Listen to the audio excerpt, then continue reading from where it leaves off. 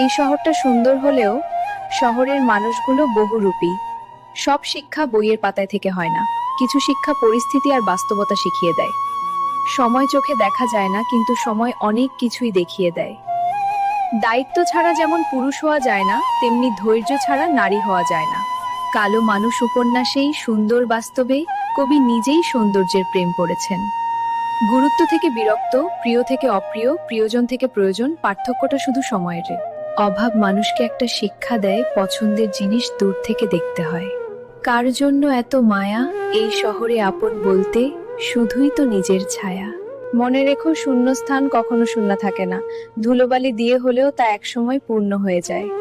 সবাই সৌন্দর্যের পাগল, অথচ নিজের ছায়াটাই কালো। জীবনের গল্প ভূমিকাহীন, যার প্রতিটি লাইন পড়া সহজ কিন্তু বোঝা অনেক কঠিন। সম্পর্কের জন্য অর্থ নয়, বিশ্বাসের প্রয়োজন।